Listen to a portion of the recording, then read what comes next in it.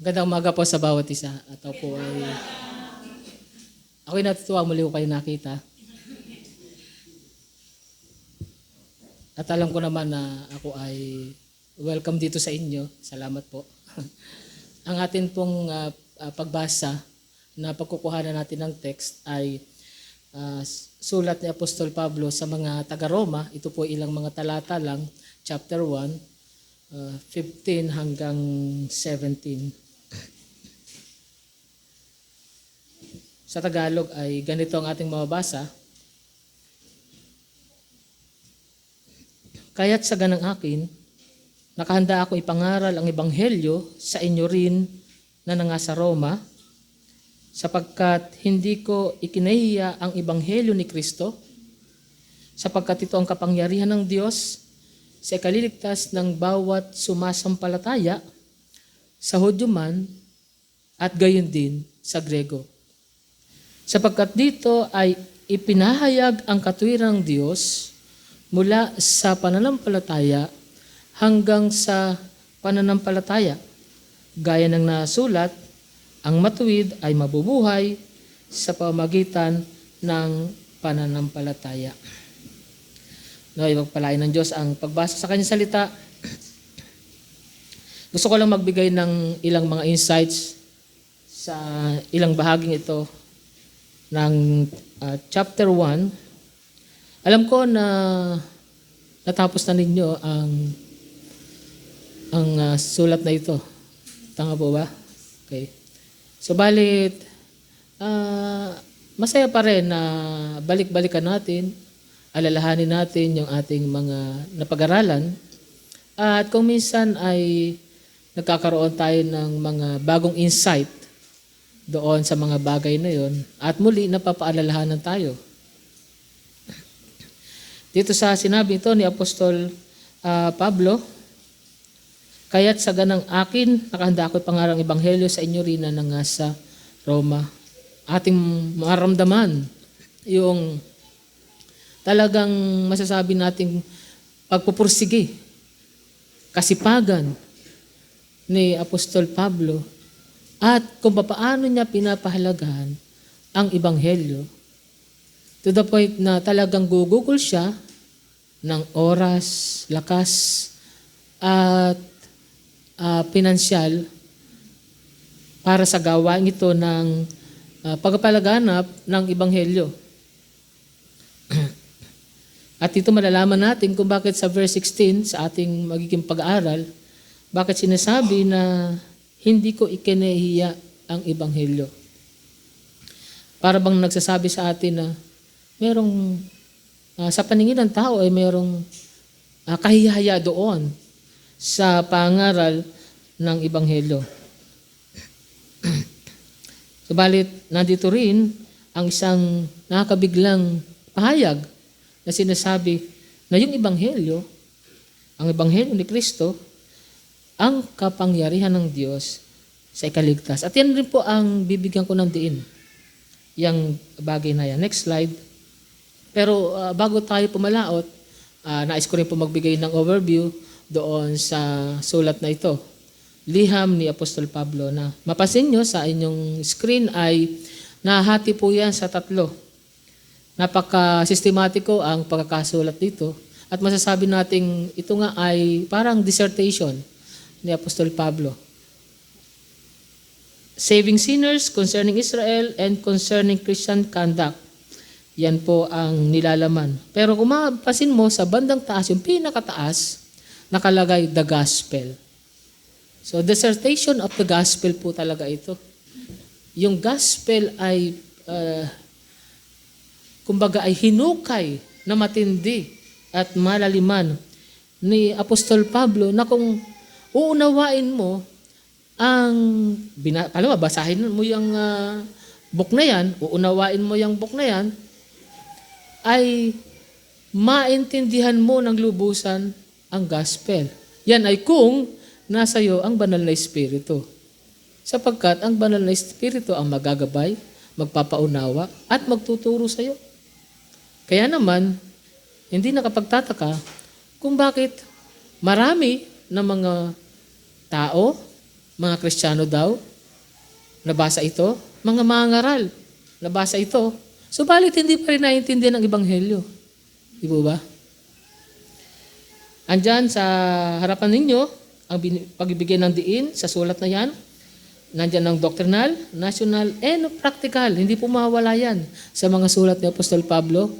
Pag nagtuturo siya ng doctrinal, tinatapos na ito sa practical. Ang ibig sabihin, ang aral po ay may daladalang pagsasabuhay. Kaya nga, sa pangaral, lagi tayong may take away. Meron tayong practical applications na makukuha. Nandyan yung doctrine of God, wrath, righteousness, glory, and grace. Kumbaga, sa mga iba kasi, pag doctrine of God, ang pumapasok lang dyan, yung grace. Diba? Pero, hindi na nalalaman na ang grace, kaya nagkaroon ng grace dahil may wrath. Hindi nila binibigyan ng emphasis yung wrath of God. Pero sinasabi dito na may response ang mananampalataya, faith, hope, and love. Yung three great virtues, di po ba? Doctrine of humanity, malino pala dyan. Sa Romans, yung fallen, dead, and yet may hope sapagkat na-save. Pero kahit na-save siya, nandun pa rin ang struggling. Pasinin niyo. Subalit eventually, meron talagang lubusang pagpapalaya. Doctrine of sin, exposed, conquered, explained, forgiven. Ito po yung status ng humanity. Dead in sin. Pero yung pong dead in sin, yun yung bad news. Pero nung siya'y maligtas, dead to sin, peace with God, and yung kanyang pananampalataya, gumagawa kaya nagkakaroon ng love for others. Ang tema niyan ay, kumbaga, yung major theme na masasabi ay, God's righteousness is given to those who put their faith in Jesus Christ. Kaya ang tawag po sa righteousness na meron tayo ay alien righteousness, katwirang hindi sa atin. Nakatingin sa atin ang Diyos bilang mga banal, bilang mga matuwid. Sapagkat ang nakikita, ang katwiran ni Kristo na ipinataw sa atin. Sa English ay imputed. Yung ating tatalakayin, yung key verses talaga ng Romans, yung 1:16 hanggang 17. At gaya ng lahat ng mga aklat ng Biblia, ang major theme talaga ay ang ating Panginoon Kristo at ipinapakilala siya. Kaya dito sa sulat na ito, ay si Kristo ay pinapakilala bilang the focus of the gospel and the means of salvation by God's grace apart from works. Next slide. Ito po yung title natin. Unashamed of the saving gospel. Yung kapag ating suriin yan, yung pamagat na yan, hindi kinahiya ang nagliligtas na ebanghelyo, agad nating itinutuon ang ating pansin sa mismong puso ng paninindigan dito ni Pablo sa Roma 1:16. Yung phrase na hindi kinahiya, yan po ay nagpapakita ng panggipit sa kultura at espiritual na kalagayan noong first century. Para sa Roman world, na nakatayo sa kapangyarihan ng empire, lakas ng militar at boastfulness sa wisdom, ang mensaheng nakatuon sa isang ipinakitang karpinterong Hudyo ay nagmukhang kahinaan at kabaliwan. Hinihingi ng society noon ang paikibagay at itinuturing nilang kahiya-hiya ang krus. Pero tahasang ipinahayag ni Pablo na wala siyang anumang kahiyaan sa bagay na yan. Hinuhuli ng pamagat na ito ang kailangang katayuan ng bawat nananampalataya. Ang tumayo ng matatag at walang kompromiso. Na tumatangging itago ang katotohanan ng Diyos dahil sa takot sa sasabihin ng tao, sa pagtatakwil ng lipunan o sa pag-uukol ng pagkutya ng makabagong panahon. Sinabi rito, saving gospel, nagliligtas na ebanghelyo. Yan ay direktang tumuturo doon sa tunay na katangian at layunin ng ating message. Ang ebanghelyo ay hindi lamang isang gabay sa morality. Hindi lang ito isang filosofiya, hindi ito isang programa sa pagkakabuti ng sarili.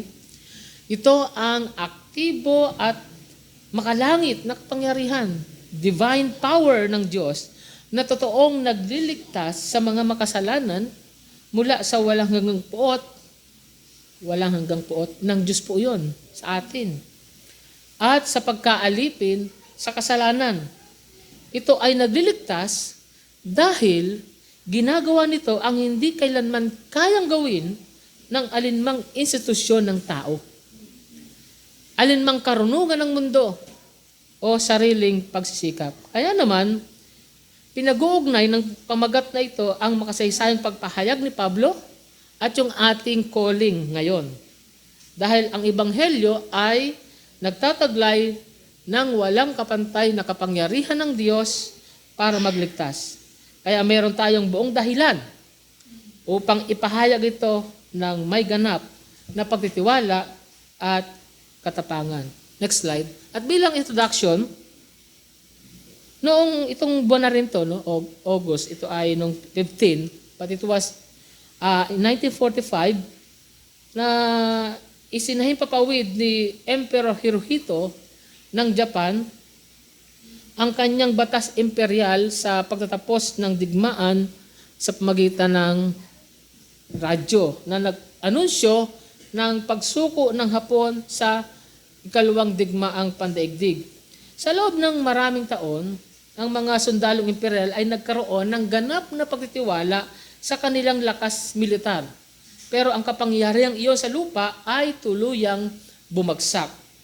Ang mga institusyon kasi at kapangyarihan ng tao, yan ay nabibigo sa ilalim ng pagsubok na nag-iiwan sa mga tao sa failure, sa pagkatalo. Gayunman, merong isang pagpahayag na hindi kailanman sumusuko at hindi nawawala ng bisa.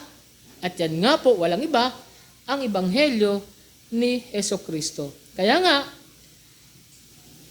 next, the proclamation of the gospel of Jesus Christ is always advancing and effective in its purpose. Next. Habang yung kaharian sa lupa ay sumusuko at ang kanilang kapangyarihan ay lumilipas, ang mensahe ng krus ay nananatiling di matitinag. Hinarap ni Pablo, next, ang makapangyarihang imperyo ng Roma. Yan po ay isang dambuhalang kapangyarihan na itinayo sa pamagitan sa pananakop ng militar at filosofiya ng tao. Pero, ipinahayag niya ang kanyang di matitinag na pagtitiwala next sa isang mensahe na hinamak ng mga otoridad sa mundo. Balikan natin yung text. This time sa wikang English. For I am not ashamed of the gospel of Christ, for it is the power of God unto salvation to everyone that believes. Ang binabasa ko ay sa King James, no? To the Jew first and also to the Greek. Pero yung nasa harapan ninyo, yan yung modernong pagkakasalin. At yan naman talaga yung diwa. I am not ashamed of the gospel, for it is the power of God for the salvation of everyone who believes. Doon kasi ng panahon na yan, ang sa punto de vista ng mga Hudyo, ang world, yung known world, ay nahati lamang sa dalawang grupo. Sila ng mga Hudyo at mga non-Jews. Tinatawag nilang Gentiles or Greeks. Sapagkat nung panahon nan, lumaganap ang Roman Empire, ang pinalaganap nila at ipina-adapt sa mga tao ay kulturang Grego. hindi kulturang Romano. At yung mga Diyos na ipinakilala ay mga Diyos-Diyosan, mga gods and goddesses ng mga Grego. Meron nga lang na pangalan, may mga Roman names. Yun lang, pero the same gods. Dito sa Romans 1:16 ay inilalahad ni Pablo ang isang matapang na pahayag para sa kanyang buong sulat. Ang pahayag ay nagsisimula sa isang tahasang pagtanggi gamit yung paraang pampanitikan na tinatawag na litotes para ipahayag ang ganap na katapangan. Ang ebanghelyo ay tinukoy bilang hindi po payo, hindi rin sistemang moral, kundi bilang ang gumagana at aktibong kapangyarihan ng Diyos na nakatutok sa kaligtasan mula sa parusa at kapangyarihan ng kasalanan. Kaya ang kaligtasan ito ay pangkalahatan po ang saklaw. Pangkalahatan. Pangkalahatan saan? Sa lahat ng tao? Hindi, malinaw. Sa bawat sumasampalataya. At sa bawat sumasampalataya, ano man ang lahi, walang hadlang yan. Mapapalauan, di ba? Mapabatak, ano yung mga 10, alam niyo ba yung 10 tribo ng Palawan? Sino pa nakakalam 10 tribo ng Palawan? Hindi ko alam yun, 11 alam ko eh. Pero, di ba? Hindi ko, pero ibig lang sabihin ay may mga mananampalataya na sa bawat lahi at yun yung nakita ni Juan sa Revelation. Pero mamaya bibigyan ko ng linaw sa inyo yung mananampalatayang tunay. No? Paano ba malaman yung mananampalatayang tunay? Sapagkat mayroong mananampalataya pero hindi naman tunay. Minsan pa nga tinatawag sila ni Apostol Pablo na spy. Di ba? Lagi ko yung binabanggit sa inyo. Next slide. Dito naman, ang kaligtasan ay nagmumula ng buo doon sa soberanong kapangyarihan ng Diyos. Next, hindi sa pagsisikap o karunungan ng tao. Ang ebanghelyo ay ang pagtupad ng layunin ng Diyos sa pagtubos sa kasaysayan. Okay, sa pagtingin kristolohikal, next, ay itinuturo sa atin na si Kristo ang substance ng gospel. Next. Ang kanyang substitutionary death. Pag sinabing substitutionary death, pamalit na kamatayan. No, di ba? And bodily resurrection, yan po ay nagko-constitute ng divine power na nagsasalba sa mga makasalanan mula sa eternal damnation. Ang damnation po ay hindi one time, big time, kundi eternal po yan. Nakatatakot po. Kaya, itinuturo sa atin na ang Panginoon Kristo lang ang eksklusibong daan tungo sa Diyos.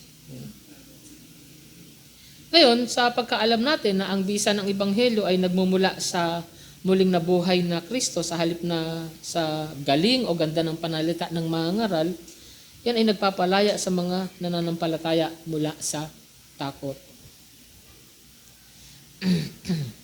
Hindi natin kailangan baguhin o bawasan ang mensahe para maging kaakit-akit ito, sapagkat ang kapangyarihang magbago ng puso ay ganap na nasa kay Kristo lamang. Maraming mga nagkakamali na kapag nasa Biblia ay pwedeng isama na sa gospel at minsan pa nga nagiging gospel. Diba? Sa Biblia, mayroon talagang mga pinansyal na pagpapala sa mga mananampalataya. Pero hindi lang sa mananampalataya, sa lahat ng tao. Ano kasi yun eh. Ang tawag doon ay common grace. Diba? Pero nangyari, mayroong ilan na nagtuturo na ginawang eksklusibo sa mga mananampalataya ang prosperity. Di ba? Kaya tawag lang prosperity gospel.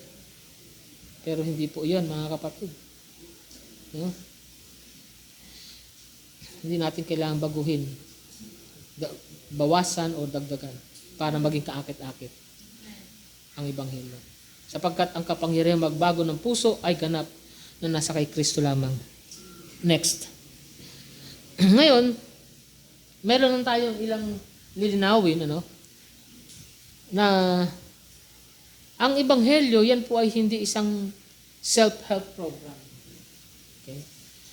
Hindi rin ito mensahe ng financial prosperity because the gospel is the objective news of what God accomplished through Jesus Christ to save sinners. Kaya naman, pinag-iingat tayo. Next. Beware. Beware of what? Next. Of reducing the gospel to mere cultural tradition or feeling embarrassed by its exclusive claims in a pluralistic society. Ano ba yung pluralistic society? Pag sinabing pluralistic society, ibig sabihin, yung mga tao may kanya-kanyang paniniwala. At yung paniniwala nila, magkakaiba man yan, yun yung truth para sa kanila. Ganyan po ang society natin ngayon. Hindi natin kinakailangang makibagay po sa kanila. Na kung saan ay hahayaan lang natin sila, na pagkausap natin sila, nabigyan tayo ng pagkataon, hayaan lang natin sila sa kanilang paniniwala. Kaya mag-ingat po tayo na huwag po nating ibaba ang ebanghelyo sa isang kultural na tradisyon lamang o ikahiya ang mga eksklusibong pahayag nito sa isang lipunang maraming paniniwala. Kaya mga kapatid, ang babalang ito ay panawagan sa atin. Huwag nating ibaba ang ebanghelyo sa tradisyon lamang at huwag natin ikahiya ang eksklusibong katotohanan ni Jesucristo. Tumayo tayo ng matatag, maging matapang, at kailanman ay huwag ikahiya ang tanging mensahe na nakapagliligtas ng kaluluwa. Kaya naman, ito po yung ating message. Next. The gospel stands as God's almighty saving power, revealing His righteousness to every faithful believer. Ang ebanghelyo po daw ay tumatayo bilang makapangyarihang pagligtas na nagpapakita ng katwiran sa bawat nananampalataya ng may patas. Ipinapakita ng praise nito na ang ebanghelyo ay nagtataglay ng likas na divine authority. Hindi lamang ito nagsasalita tungkol sa kapangyarihan. Ito ang mismong pagsasagawa ng soberanong kapangyarihan ng Diyos na nagbabago sa mga patay na mga kasalanan upang maging buhay na banal sa pamagitan ng pananampalatayang mula rin sa Diyos. Take note of that, mga kapatid, ha? Meron kang pananampalataya, pero yan ay mula sa Diyos. Gaya naman ng ating binigkas kanina sa Westminster, di ba? Doon tayo sa 17, yun ang binasa nyo. Na hindi lang yung pananampalataya nga binanggit doon. Pati yung pagsisisi, galing din sa Diyos. Maging ang pagtitiis, galing din sa Diyos. Philippians 1:29.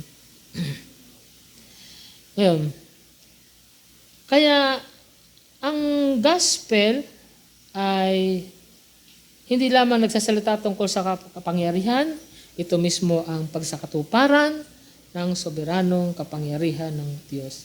Kaya kapag narinig o binabahagi ninyo ang ebanghelyo, tandaan nyo to, hawak ninyo ang soberanong kasangkapan ng makapangyarihang Diyos na totoong nagpapatupad ng kanyang ipinapahayag. Next.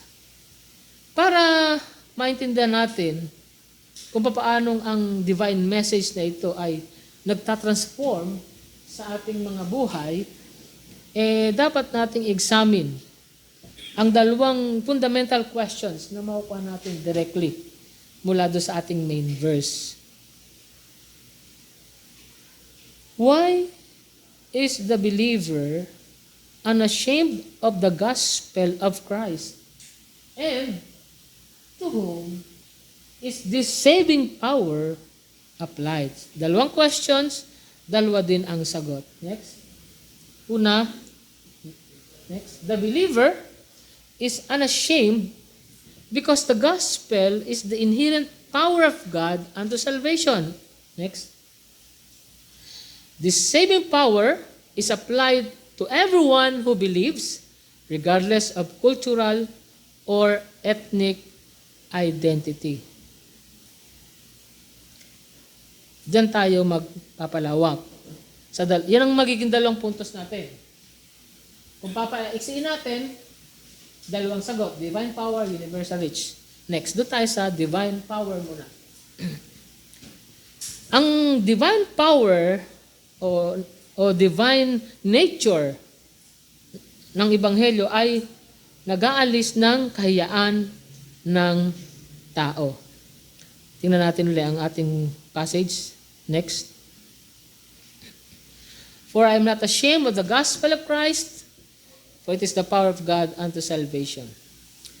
So the word power ay, sabi nila, ito ay hango talaga sa Griegong salita na dunamis. Ibig sabihin, likas na lakas, kakayahan o bisa. Ito ay hindi lamang posibilidad, kundi epektibong divine power na tumutupad sa layunin nitong iligtas ang makasalanan. May background kasi yan Next. Noong first century, pinahalagahan ang political dominance, military victory, at yung mga philosophical grandeur. Sa kaisipang Romano, ang isang ipinakong Hudyo, tapos karpintero, ay nagre-represent ng utter weakness and shame. Ang mga mangaral ng isang crucified king ay kumaharap ng intense social mockery and physical persecution. Kaya, naintindihan na natin ngayon kung bakit sinasabi ni Pablo, hindi ko ikinahiya ang Ebanghelyo. Sapagkat may posibilidad na ikahiya ito ng isang mananampalataya. Next. Anong relevance sa ating panahon? Ang makabagong kultura ay madalas na nag-uukol ng ridicule sa biblical truth. Sinasabi lang, ay ano na yan, lumang bagay na yan, outdated na ika nga, or kabaliwan. Pero ang mga nananampalataya, dahil dyan, ay natutuksong makipag-compromise o manahimik para maiwasan ang pagtatakwil ng lipunan. Next. Pero ang gusto ko lang iparating sa inyo, mga kapatid, God's gospel works with divine authority and might, delivering the soul from darkness into everlasting light. Ang human philosophy ay kayang magturo sa pag-iisip.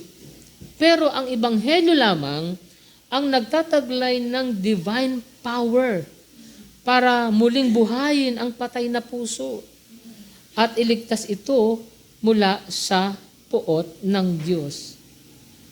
Kaya nga, minsan ay sinabi, next, ni Apostle Paul, sa 1 Corinthians 1:18, for the preaching of the cross is to them that perish foolishness, but unto us which are saved, it is the power of God.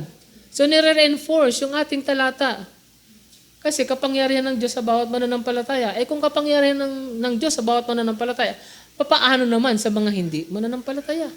So sinagot ng 1 Corinthians 1:18, sa kanila, foolishness. Ang krus ay nagmumukhang mahina sa mga unregenerated mind. Pero ito yung precise instrument na kung saan binibreak ng Diyos ang power of sin at sinesecure niya yung absolute redemption. Next. Bilang ilustrasyon, Tingnan ninyo yung, sige, balikan natin yung nag-aral pa tayo sa college, na yung process ng nuclear fission. Yan po yung ating sample dyan. Yung isang maliit na atom, hindi naman nakikita, pero kapag nahati sa ilalim ng eksaktong batas ng physics, yan po ay naglalabas ng lakas na kayang baguhin ang buong environment. Ang atom ay hindi nagmumukhang makapangyarihan sa labas. Pero, ang panloob nitong katangian ay nagtataglay ng hindi maikakailang lakas. In the same way, next, ang ipinangangaral na ebanghelyo ay maaaring magmukhang payak o mahina sa mata ng tao. Pero, sa loob nito ay nananahan o nakatira ang walang hanggang kapangyarihan ng makapangyarihang Diyos para hanapin at basagin ang pagkaalipin sa kasalanan. The proclaimed gospel may appear simple or weak to human eyes, but within it resides the infinite power of Almighty God to break the bondage of sin. Kaya naman, si Martin Lloyd-Jones next ay nagsabi ng ganito, "The gospel is not good advice to be obeyed. It is good news to be believed. It is not a system of economics, politics, or ethics. It is the power of God unto salvation." Kaya binibigyang diin ni Lloyd-Jones na ang ebanghelyo ay isang objective na pagpapahayag ng nagawa ng Diyos, na iba sa mga tuntuning moral o pampolitikal na payo ng tao. Next. Kaya, ito yung example natin, no? Yung si Saul, isa po siyang violent aggressor. No? Nagbabanta laban sa iglesia. Walang argumento ng tao ang nakapagpabago sa kanyang puso. Ngunit, nang harapin siya ng muling nabuhay na Kristo sa pamaraan ng kapangyarihan ng ebanghelyo, ang matinding pag-uusig na ito ay agad na nabago. No? Siya, nag-uusig siya, pero hindi na. Ano na nangyari sa kanya? Naging apostol na sa mga hentil at kasama na sa mga inuusig. Di ba? Na nagpapakita na ang kapangyarihan ng Diyos ay dumadaig sa pinakamatigas na puso ng tao. Next, God's power overcomes the hardest human resistance. Kaya next tayo ay nalagay sa isang hamon. Next. Are you hiding your faith in Christ out of fear of what others might think of you? Suriin mo mabuti ang puso mo ngayon. Napakadaling manahimik sa trabaho. Makitawa sa mga masamang biro ng mga kaibigan o itago ang katotohanan sa paaralan para lamang tanggapin tayo ng iba. Pero mga kapatid, tanong mo sarili mo, kaninong pagtanggap ang talaga mong hinahanap? Kapag natatakot tayo sa tao at namumuhay sa kompromiso, para nating sinasabi na ang pansamantalang opinyon ng tao ay higit na mahalaga kaysa sa walang hanggang kalwalhatian ng makapangyarihang Diyos. Para nating itinuturing ang ebanghelyo na isang bagay na dapat ikahaya, sa halip na ipangaral ito bilang soberanong kapangyarihan sa ikaliligtas.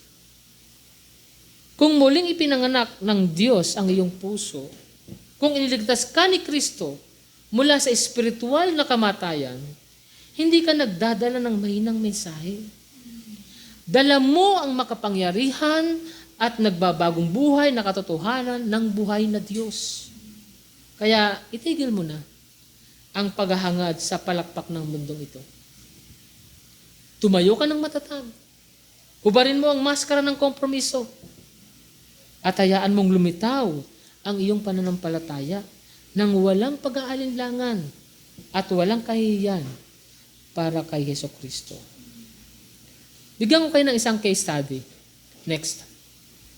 Si J. Gresham Machen, isa po siyang American theologian.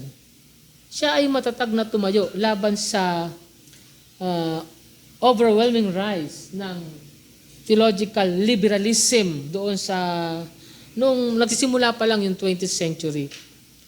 Nang ang kanyang denominasyon ay nagsimulang tumanggap ng mga maling turo na nagdi-deny sa virgin birth and resurrection, si Machen ay tumangging manahimik. Kahit na nawala ang kanyang posisyon sa akademya kasi inalis sa kanya yun. Nawala yung katayuan niya sa lipunan. Nawala yung katungkulan niya sa institusyon. Pero nag-devote siya ng time dahil marami na siyang oras. Gumawa siya ngayon ng aklat. Christianity and Liberalism. Nakita niyo na ba yung aklat na yun? Maganda yun. Kasi hanggang ngayon namamayani pa rin ang liberalism sa society. At ito pang matindi. Naitayo niya ang Westminster Theological Seminary. So, ipinakita niya na ang pagtayo ng walang kahiyaan para sa tunay na ebanghelyo ay higit na mahalaga kaysa lahat ng karangalan sa lupa. Kaya ito yung apela sa atin. Next. As practical application, intentionally share the clear gospel with one co-worker or neighbor this week without downplaying the necessity of repentance and faith. Kaya bang gawin nyo? Yes. By God's grace, by the leading of the Holy Spirit, alalahanin mo, hindi pala dapat ikahiya ang ebanghelyo. Next. Kaya ito iniiwan sa atin. Cast aside human fear today. Place your full confidence in the finished work of Christ and proclaim His gospel boldly to a dying world. Next. Next. Balikan natin. So, next. Nandiyan yung answer number 1. Next. Answer number 2. Next. Dito naman tayo sa answer number 2. Kung paiksin natin, divine power. Ang divine nature ng ebanghelyo ay nag-aalis o nag-eliminate ng human shame. At pangalawa, ito yung ating tatalakayin, ang sakop ng ebanghelyo ay universal sa lahat ng nananampalataya. Next. Kaya may sinabi sa, di ba, sa Roma din, ang sumasampalataya sa kanya ay hindi mabibigo. Sa ibang salin, ang sumasampalataya sa kanya ay hindi mapapahiya. Yeah. Kasi, nasakop sila. Lahat ng mananampalataya. Walang may iwan. To everyone that believe it, or, sabi nito sa ating text, of everyone who believes. Yang who believes na yan, sumasampalataya, yan ay galing sa Gregong salita na doon sa kanyang Greek definition ay nagpapahiwatig ng sabihin natin ay ongoing, active trust. Yun pala yun, no? Ongoing, active trust. Kaya ang ginamit ay na tense ay sumasampalataya or nananampalataya. Nasa presence sa believes, di ba? Faith is not merely intellectual assent. Next. Yan. Alamin natin yung pananampalatayang galing kay Christ, yung tunay na pananampalataya, yung pananampalatayang nagliligtas. Meron siyang 3 components.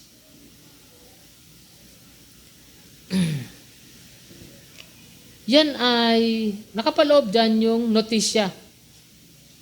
Intellectual assent. Yung pong notisya, ano yun? Latin term.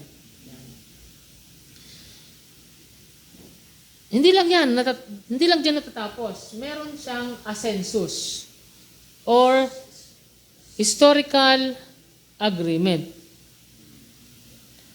Pero wala yan kung hindi kasangkap ang fiducia. Fiducia, pasok na yan lahat. Personal reliance and trust. Ibig sabihin, reliance on Christ's character and promises. Kaya nga yung may mga binasa kanina na mga sunod-sunod na mga Bible verses, karamihan doon, salita ng Panginoon sa Kristo, di ba? Pangako ng Panginoon. Nakapaloob din dyan ang surrender to Christ's saving work. Alin yon? Yung finished work of Christ. Meaning, you surrender to Christ as the only Savior. Pero, ano pa yung lalim nito? Yung pangatlo, yun ang lalim niyan. Submission to Christ's sovereign lordship. Ibig sabihin, lahat ng mga itinuturo niya, kanyang mga salita, kanyang mga prinsipyo, ang kanyang kalooban, submit ka doon. So, submission to Christ as King and Lord. So, bilang siya hari, bilang siya Panginoon, ano man ang kanyang salitain, yun ang ating gagawin. Yun ang ating magiging pamantayan. Kaya nga, the nature of faith is not merely notitia in a census, but personal reliance and trust, surrender to Christ's saving work, submission to Christ's sovereign lordship. Ibig sabihin, in Christ alone. Next, so ano pong background? May matinding alitan sa pagitan ng mga Hudyo at Hentil noong sinaunang panahon. Tinitingnan ng mga Hudyo ang mga Hentil bilang hindi malinis, habang ang mga Hentil naman ay humahamak sa mga Hudyo. So, ipinahayag ni Pablo na ang plano ng Diyos, ang plano ng kaligtasan ng Diyos, next ay nag-aalis ng lahat ng hadlang sa lahi. Ang mga Hudyo ay may pangkasaysayang pag-una sa tipan ng Diyos, pero ang mga Hentil ay ganap na nakikibahagi sa parehong pangako sa pamagitan ng pananampalataya. Jews have historical priority in God's covenantal timeline, but Gentiles share fully in the exact same promise through faith. Anong relevance niyan sa ating panahon? Ang mga tao ngayon, next, ay madalas na nagkakabahabahagi ayon sa lahi, katayuan sa buhay o lipunan. Pero ginigiba ng Ebanghelyo ang pagtatangi ng tao sa pamagitan ng pagpahayag na ang kaligtasan ay nakasalalay lamang sa pananampalataya kay Jesucristo na bukas para sinuman, anuman ang pinagmulan. Salvation is conditioned solely upon faith in Christ, open to anyone regardless of the background. The point of the matter is this. Next. Faith in Christ alone brings mercy from above, uniting every soul in His redeeming love. Ang Diyos ay hindi nagliligtas batay sa lahi ng ninuno o sa sariling gawa. Ang kaligtasan ay ibinibigay ng libre sa lahat ng naglalagay ng kanilang pagtitiwala sa anak ng Diyos. Kaya nga, next, sinasabi sa Galatians 3:28, there is no longer Jew or Greek. There is no longer slave or free. There is no longer male and female. For few are one in Christ Jesus. Kaya nga kahit babae nakakatayo dito sa unahan no? Sa amin hindi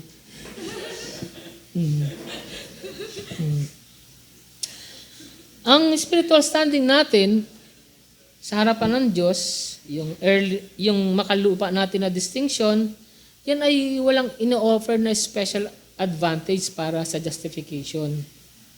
Ang lahat ng mananampalataya ay nakatayo sa equal ground doon sa paanan ng krus. Magbigay ako ng illustration. Next. Isipin mo yung disenyo ng isang universal key system sa larangan ng engineering ng mga siradura. Yung mga karaniwang siradura pala, yan ay nangangailangan ng natatanging susi na nakatugma doon sa mga panloob na numbers nito. Pero, yung master key system, yan ay gumagana sa isang pangunahing tuntunin na inaayos niya yung mga panloob na bahagi, anuman ang panlabas na material ng siradura. Tansuman yan, bakal, o yero. In the same way, ang ebanghelyo ay gumagana tulad ng divine master key na yan. No? Kumbaga, divine master key na yung ebanghelyo, rather. So anuman ang kinalalakihang culture ng tao, kasaysayan ng morality, o bansa, ang kailangan na nagliligtas na pananampalataya ay nagbubukas ng parehong pinto ng pag-aaring matuwid para sa bawat puso ng bawat isa. Next. Kaya nga nakasulat dyan, the requirement of saving faith unlocks the exact same door of justification for every human heart. Next. Merong related Bible story dyan, mga kapatid. Yung conversion ni Cornelius sa Acts 10. Pag binasa mo yan, nasa, mahaba yan verse 1 hanggang 48. Noong una, nagatubili si Pedro na pumasok sa bahay ng Hentil dahil sa mga tradisyonal na kaugalian. Besides, ay siyempre hindi niya kakainin ng mga pagkain ng mga tao na yon. Dahil kung ano yung mga karumal-dumal sa mga Hudyo, yun ang kinakain ng mga Hentil. Pero, ipinakita ng Diyos kay Pedro sa pamagitan ng isang vision na ang ebanghelyo ay para sa lahat ng tao. Nang ipangaral ni Pedro si Kristo kay Cornelio at sa kanyang sambahayan, ang Espiritu Santo ay bumaba sa mga Hentil na ito na nagpapatunay na ang Diyos ay nagbibigay ng pagsisisi tungo sa buhay sa mga hindi Hudyo na sumasampalataya sa Ebanghelyo. Next. Kaya yun ang makikita mo dyan sa nang nagkwento na si Pedro sa mga kapwa niya mga Hudyo na Kristiyano, na-realize ng mga Hudyo ang ganito. When they heard these things, they fell silent and glorified God, saying, then, to the Gentiles also, God has granted repentance that leads to life. Yun yung sinasabi natin. Ito yung isang verse na nagpapatunay na maging yung pagsisisi galing sa Diyos. Ito yung ginamit na word, granted. Diba? Grant, no? Yung grant, bigay yun. Kaya ka nakapagsisi dahil binigyan ka ng pagsisisi. Kung papaanong kaya ka nanampalataya dahil binigyan ka ng pananampalataya. Yung mga bagay na iniwala sa iyo sa kalikasan. Sapagkat ang puso mo ay rebellious. Yun ang dati nating kalagayan. Rebellious heart. Anong iniiwan sa ating hamon? Next. Next. Are you holding prejudice towards certain groups of people? Withholding the gospel from those you deem unlikely to believe? Meron ka bang pagtatangi sa ilang pangkat ng tao na nagiging dahilan para hindi mo ibahagi ang ebanghelyo sa kanila? Kamakailan ay nabigyan tayo ng access sa penal colony sa Iwahig. So may regular na tayo doon na ministry. At sa tulong ng Astoria ay namigay tayo ng 800 pares ng mga tsinelas. Kasi yung mga, di ba yung mga tsinelas na mga nag-hotel doon? Dami no? Di ba? Sako-sako yun. Napakinabangan naman ng mga bilanggo doon. Di ba? Yung mga ganun paraan ay ginagamit yun para magkaroon tayo ng access na ibahagi sa kanilang ebanghelyo. Pero meron dito isang case, next, si Clara. Isang babae nagngangalang Clara ay namamahala sa isang tindahan. Tuwing hapon, isang pangkat ng mga taong walang tirahan at mga kabataang may suliranin ang nagtitipon sa kanto sa labas ng kanyang tindahan. Maraming mamimili ang nagrereklamo at humihiling kay Clara na tumawag ng pulis para paalisin sila. Habang si Clara ay hindi komportable sa kanilang pagdalo, iniisip niya ang kanyang tungkulin bilang Kristiyano. Sa halip na tratuhin sila na may pag-alipusta, iniisip niya kung paano sila lalapitan ng may tulong at mensahe ni Kristo. Na naunawaang si Kristo ay namatay para sa mga makasalanan mula sa lahat ng uri ng buhay. Naalala ko tuloy si Bishop Almasco. Di ba? Di ba yun ang ministry niya? Yung mga parang wala nang, parang kinainesan na ng tao. Mga basura na lang sa lansangan, di ba? Pero nilapitan niya. Okay yung nalala, no? Talaga ang Diyos ganun. Soberano ang Diyos. Yung ang donkey ginagamit eh. Di ba? Talagang gagamitin ng Diyos ang lahat.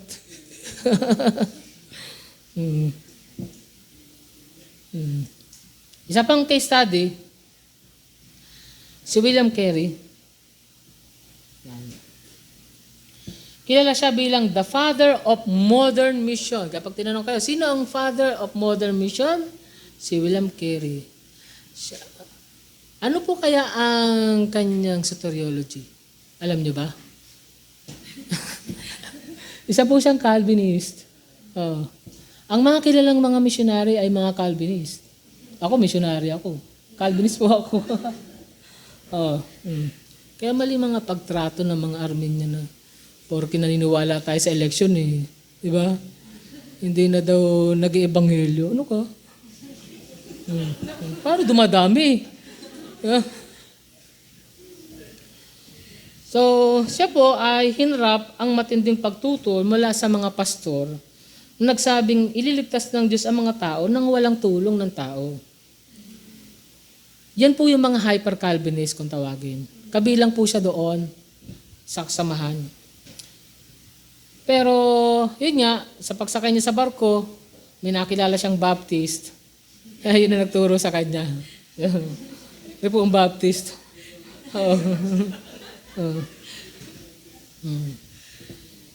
Dahil doon, nagkaroon ng conviction si William Carey. So,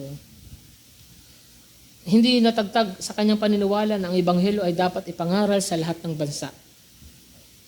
Si Carey ay naglakbay patungong India noong 1793. Nagtrabaho siya sa loob ng 7 taon bago nakakita ng first convert. At ang pangalan ng kanyang first convert, Trivian, si Krishna Pal. Yun ang kasi pangalan ng Diyos nila, Krishna. So, inilaan ni Carey ang 41 taon sa pagsasalin ng kasulatan sa maraming wika sa India, nagpapatunay na ang Ebanghelyo ay nagliligtas ng mga tao sa bawat kultura kapag ipinangaral ng may pananampalataya. Ano ibig sabihin? Wala mang marami sa panahon niya, no, nung siya ay nabubuhay pa, na ginamit na siya para makapag-convert ng maraming tao. Pero, hindi niya na nakita.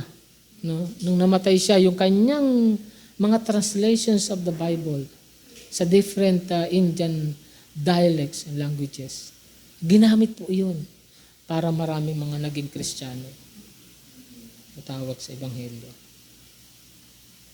Next. Kaya, examine your heart for any subtle prejudice and actively initiate a conversation about Christ with someone outside your typical social circle.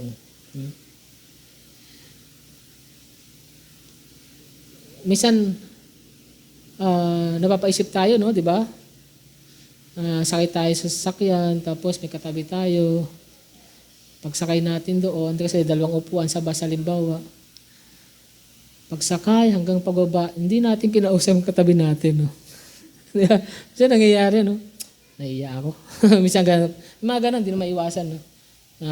Nahiya. Pero magkagayon man, marami pa panahon. Mabigyan ka pa ng maraming pagkakataon. Huwag mong i-regret yung bagay na yon. Okay. Ito po yung apela sa atin. Next. Trust in Jesus Christ today as your personal Savior. Abandon all reliance on self-righteousness and rest completely in His power to save. Ang conclusion po natin, next. God's glorious gospel remains our unwavering shield and key, granting full salvation to all who trust Him faithfully. Ang Ebanghelyo ni Jesucristo ay hindi isang mensahe na dapat ikahiya, kundi ang pinakadakilang pagpapakita ng kapangyarihan ng Diyos. Nag-aalok ito ng libreng pag-aaring matuwid sa bawat makasalanang nagsisisi at sumasampalataya na nagsisilbing tanging pundasyon para sa ating walang hanggang kaligtasan. Tayo po ay tumayo at tayo po ay manalangin. Makapangyarihang Diyos, Amang banal, kami po ay umukod sa harap ng inyong banal na luklukan ng may pusong puno ng paggalang at pasalamat. Pinupuri namin kayo sa karunungan ng inyong walang hanggang layunin at sa paghahanda ng pagtubo sa mga makasalanan bago pa itatag ang sanlibutan. Ikaw po ay matuwid, banal, at karapat-dapat sa lahat ng pagsamba. Kahit nagpapasalamat kami sa pagbigay sa amin ng iyong banal na salita para tanglawan ang aming daan. Pinagtatapat namin ang aming kawalan ng karapatang tumayo sa iyong harapan kung wala ang katwiran ng inyong minamahal na anak na si Jesucristo. Patawarin niyo po kami sa mga pagkakataong pinahintulutan namin ng takot sa tao o panggipit ng mundo na maging dahilan ng aming pag-atubiling ipahayag ang iyong katotohanan. Hugasan niyo kami ng ganap mula sa aming mga kasalanan, linisin niyo ang aming mga puso mula sa lahat ng kapalaluan at pagtatangi, at baguhin niyo po ang isang matuwid na Espiritu sa loob namin sa pagitan ng kapangyarihan ng inyong Espiritu Santo. Pinapanalangin namin na bigyan niyo kami ng matatag na katapangan para tumayo ng walang kahiyaan sa Ebanghelyo ni Kristo sa gitna ng mundong ito na hindi nananampalataya. Ipaalala niyo po sa amin araw-araw na ang Ebanghelyo lamang ang inyong epektibong kapangyarihan sa ikaliligtas ng bawat sumasampalataya. Patatagin niyo po ang aming pananampalataya para kami ay umasa lamang sa natapos na gawa ni Kristo sa Kalbaryo na tinatanggihan ang sariling kakayahan at mga maling filosofiya ng tao. Dalangin po namin na paluwagin niyo po ang aming mga puso na may pag-ibig sa mga tao mula sa bawat kultura, pinagmulan at katayuan sa buhay. Naway maihag ng aming buhay ang nag-iisang kapangyarihan ng krus habang aktibo naming ibinabahagi ang mensahe ng biyaya sa mga nasa paligid namin. Tulungan niyo po kami magtiis sa mga pagsubok, sa mga pagkutya at pagtutol ng may pagtitiis at kagalakan, sa pagkaalam na ang aming paggawa sa Panginoon ay hindi kailanman walang kabuluhan. Pinagkakatiwala namin ang aming lokal na iglesia sa inyong banal na kamay. Magbangon ka po ng mga tapat na mga manggagawa. Ingatan niyo po kami sa tumpak na doktrina at gamitin kami bilang liwanag sa komunidad na ito para magdala ng kapurihan sa inyong dakilang pangalan. Lahat ito ay dinadalangin namin sa tayong karapatan lamang ng aming Panginoon Kristo. Amen.